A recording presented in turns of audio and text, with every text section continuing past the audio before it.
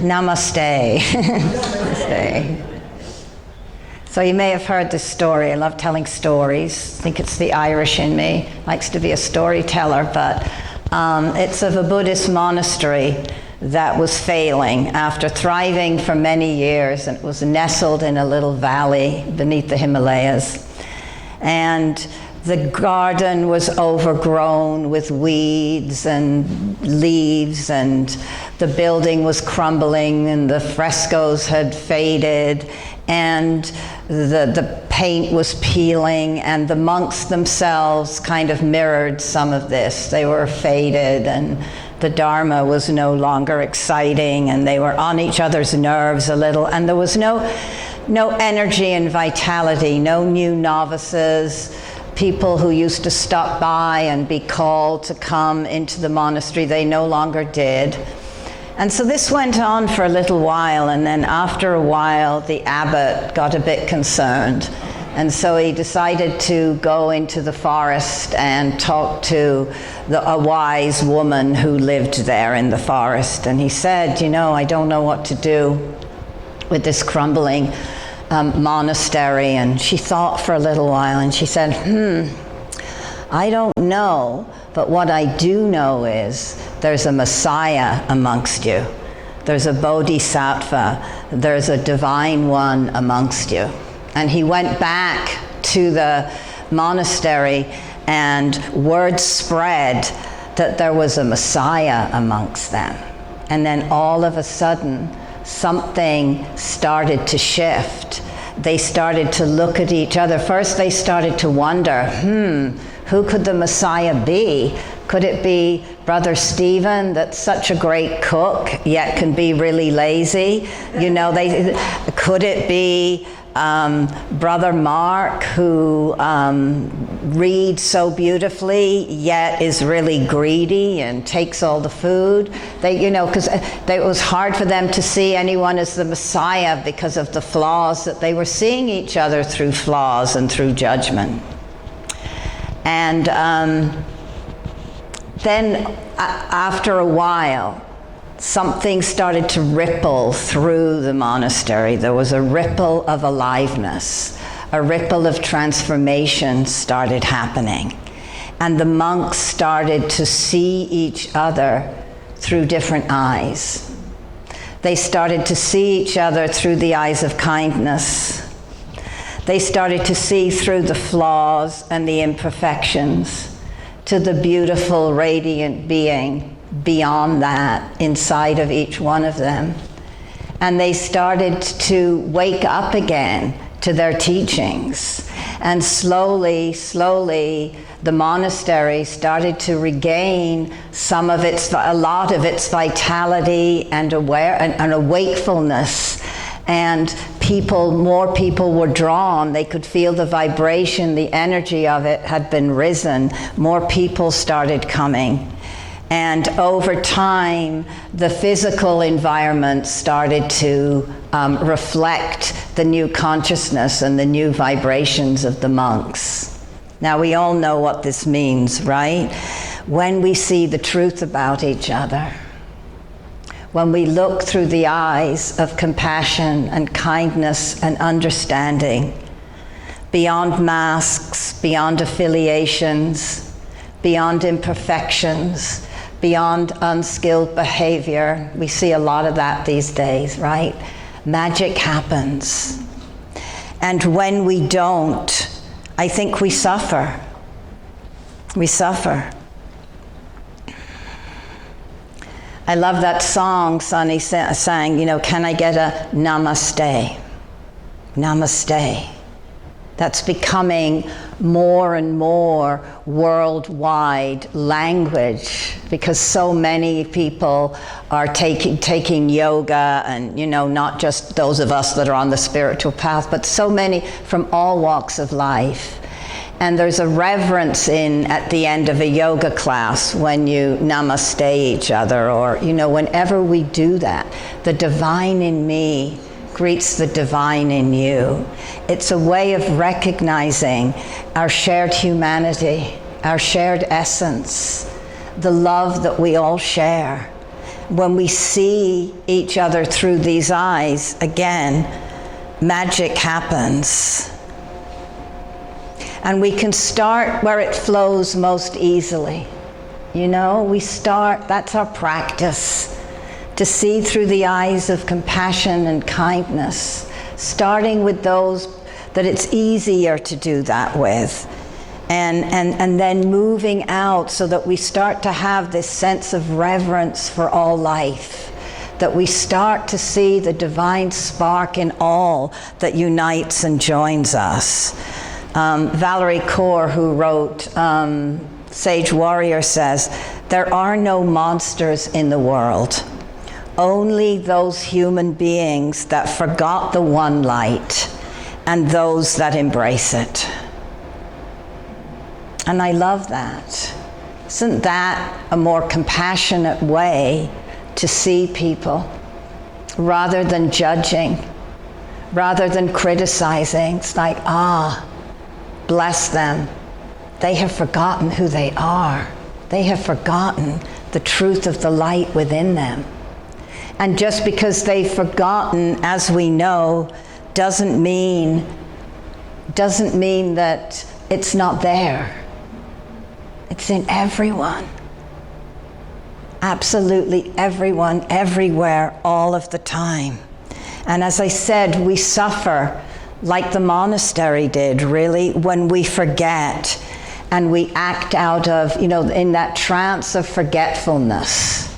Acharya Shunya says it's that art of that trance of forgetfulness that we go in, when all we see is the personality and the behaviors of someone. We forget. Rumi says, whoever comes into being gets lost in being, drunkenly forgetting their way home.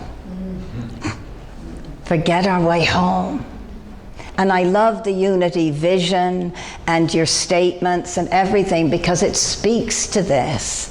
And they're beautiful words and sentiments that most of us have been saying for so long. But now we really get to practice. Do we really believe it? That's the task before us. We're up for it. We have within us the power and the love and the presence to rise up into that. But that's the calling, to see past our perceived limitations. And we are yearning to reconnect with our sacredness. We're yearning for that. And the more we feel the world slipping away, or the more we feel what we honor and value and feel sacred being stomped all over, the more we yearn for it, the more I yearn for it. We yearn for it. We yearn to return home. We yearn for our shared essence, that shared humanity. We yearn to move beyond the judgments and the separation and the already listening we have of people. I think that's another thing that can happen. We can get locked into our stories about each other or about public figures. Like they're always, I call it like an already listening. It happens in families. You go home and you think, well, why can't they see me for who I am now, right? Or why? Because we have that fixed sort of way sometimes of seeing and hearing each other. There's a funny little story sort of about that, but it's just to give us a little laughter, this story. It alludes to that Tara Brach tells. And she tells us two priests who go to Hawaii, and as soon as they get there, they take off their collars and their robe, their whatever they wear, their cloths, and they go to the tourist store and they get all decked out in all their Hawaiian gear. And they're on the beach, the first day of their vacation in Hawaii. And a pretty young woman in a bikini walks by, and they say, "Good morning." And she says, "Good morning, Father." And "Good morning, Father," to both of them. And they're like, how could she possibly know that we're priests? We're all decked out. We're all in, we're all in our aloha gear. right? And so they go to the store and they buy more stuff and they don themselves with it. And the next morning she comes by again, and they say good morning, each of them, and she says, good morning, Father, and good morning, Father, to both of them. And they're like, they said to her, so excuse me, we are priests, and we're very proud of being priests, but we're just wondering, because we're here, you know, we're here not as priests, we're here as what are they called tourists and she said, Father John, Father Stephen, it's me, Sister Mary.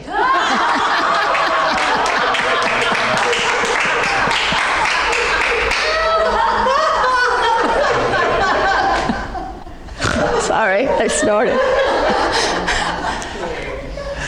So we get lost in who we see, you know? It's interesting, right? Get lost in that. It's a great example of that.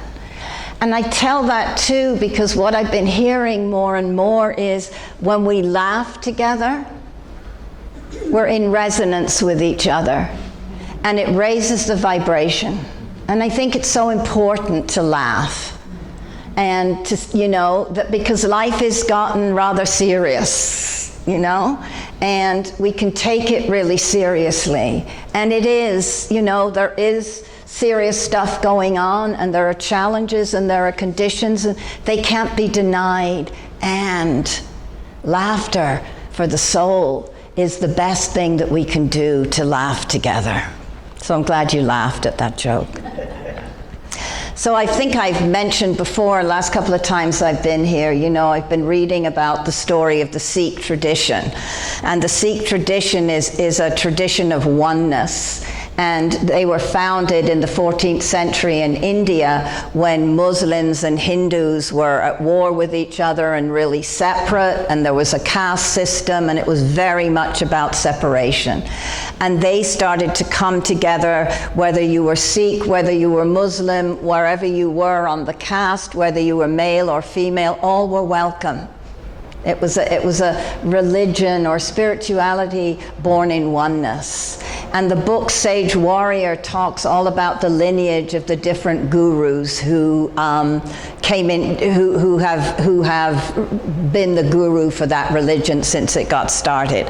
And in the 15th century, there was a guru Hargobond who represented power. Each guru represented something. He represented power and oneness. And he picked up as soon as he stepped into his role as guru, he had two swords. One represented the power within, and the other sword represented the power without. And he said it represented sovereignty from the inside out. And he was imprisoned by the emperor. I'm not going to try and cut it short. And he was thrown into prison. And there were 52 other kings in there, all who I guess didn't agree with the emperor. They were all imprisoned in rags, and they were all there in this dark cell together. And one of the Sikhs, or the three things, I don't like that word things, but I can't think of another one. The gurus, the Sikh tradition is about, they keep coming back to praying, serving, singing.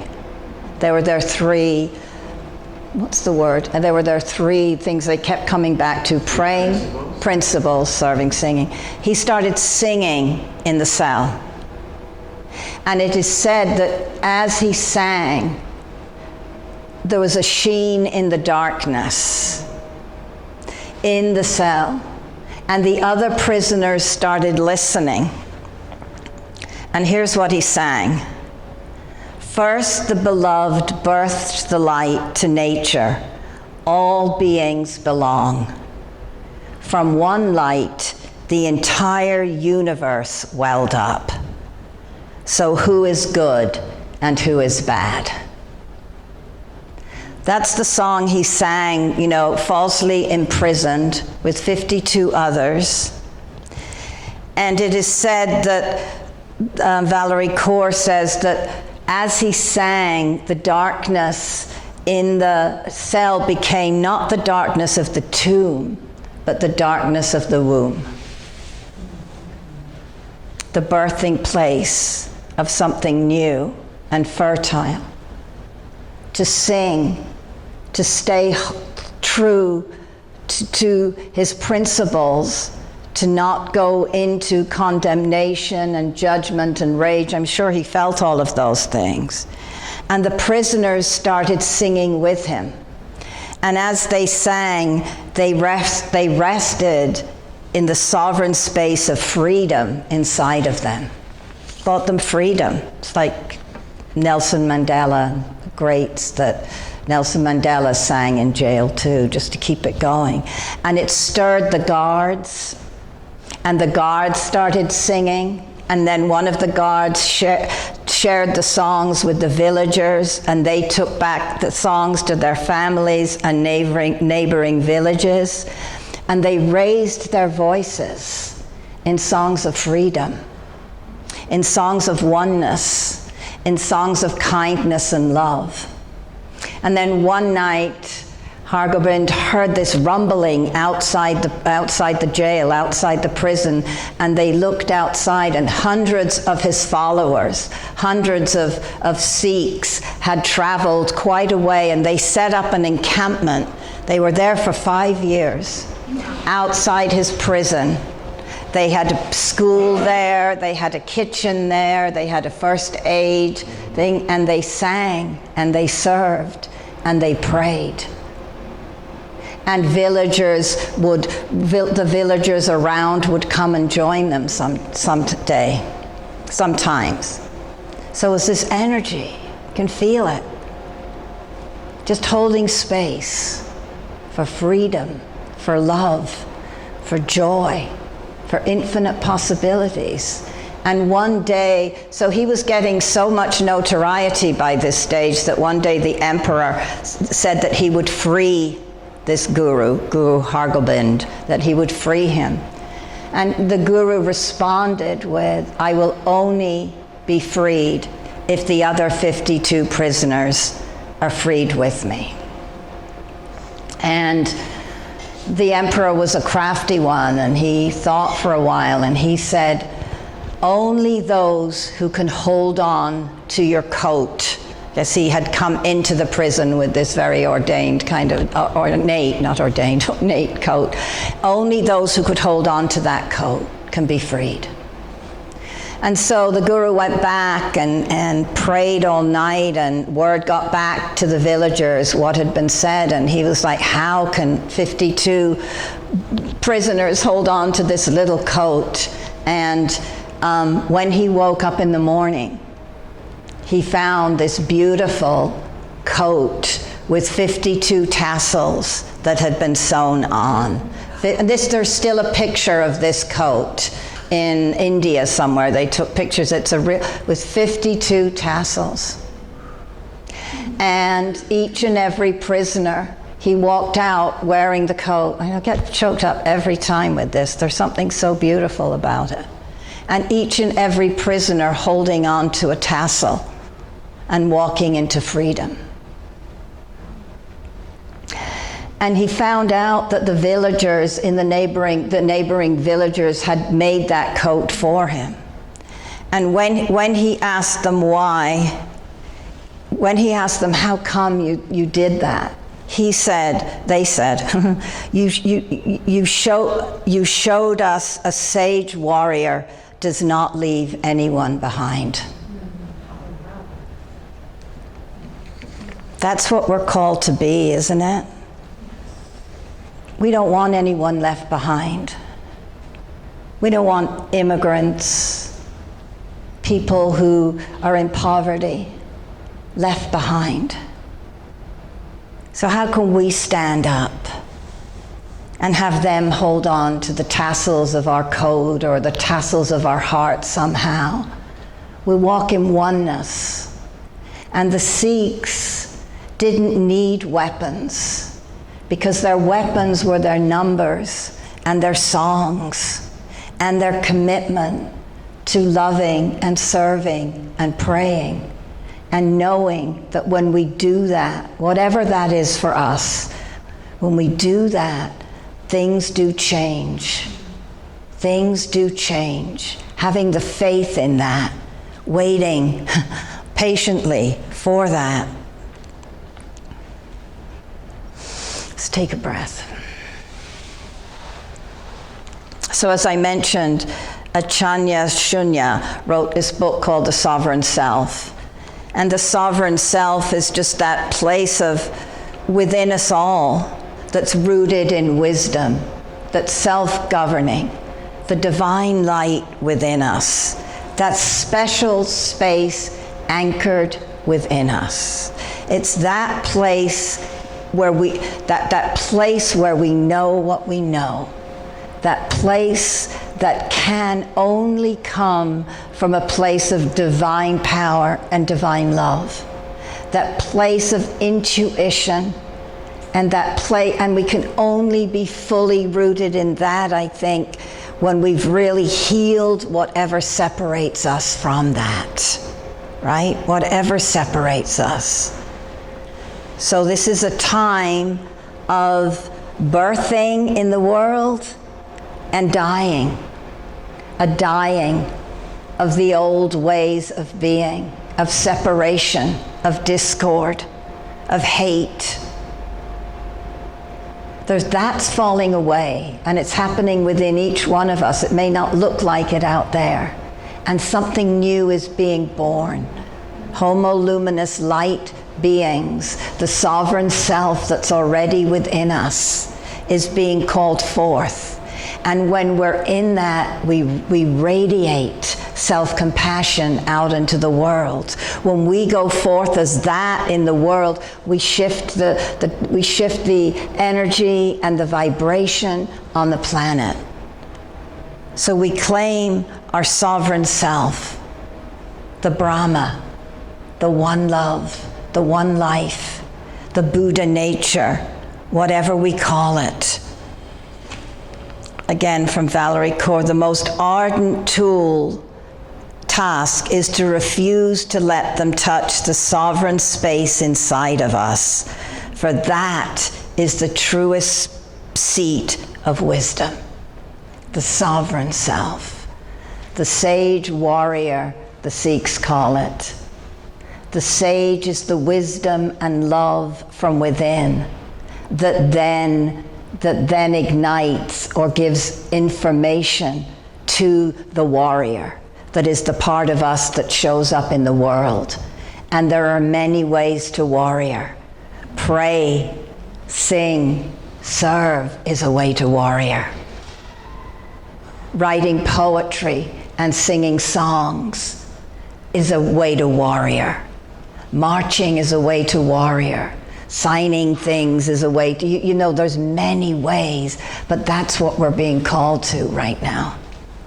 And we have within us and around us all that we need. And I think we can take solace or take something from these ancient spiritualities and religions. The Navajos, the ancient wisdom seekers, knew that they had to find something that could anchor them in truth while they dealt with the harsh conditions of their world. They knew they had to harness that kind of rage and in order to be able to focus their energy on what they needed to do and how they needed to get by. Their survival depended upon it.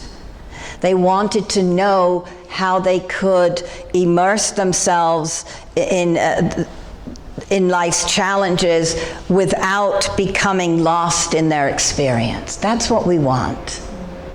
How do we maybe not immerse or participate or in the life challenges now without becoming lost in the experience? And they came up with a prayer. It's called the Beauty Prayer. And it goes like this: the beauty that you live with, the beauty that you live by, the beauty upon which you build your life. And so while they were dealing with all that they were dealing with, their landscape was beautiful. They could look to the beauty of nature around them. They could look to the beauty within themselves. They used this as a resting place, this place of beauty, coming home to that again and again.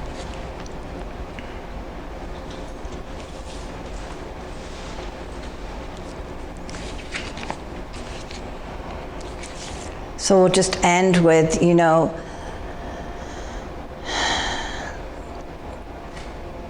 the power of beauty, the power of love, the power of kindness, the power of freedom.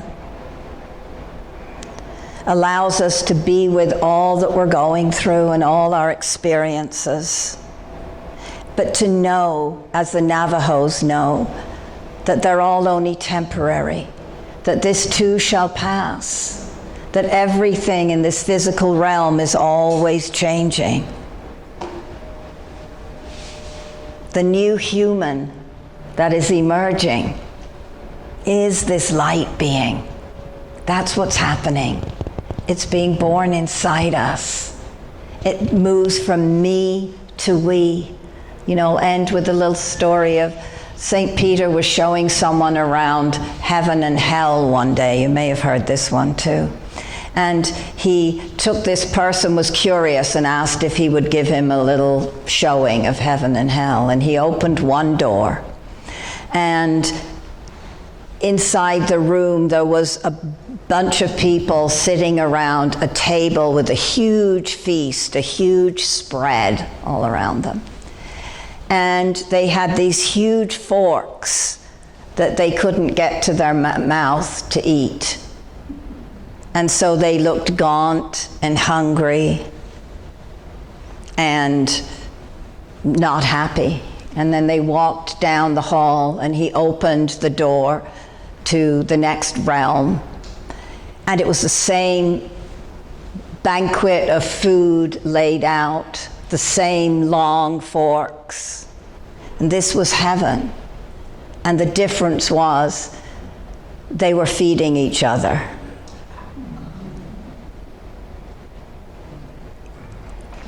So how do we feed each other?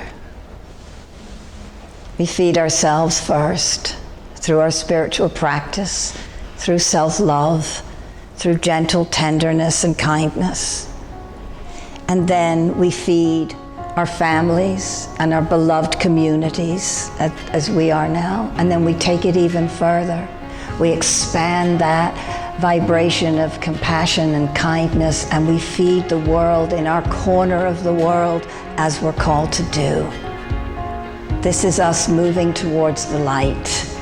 This is us on our journey of waking up, because, as we know, there's a Messiah in all of us. There's a light in all of us. So I will end by saying, Namaste.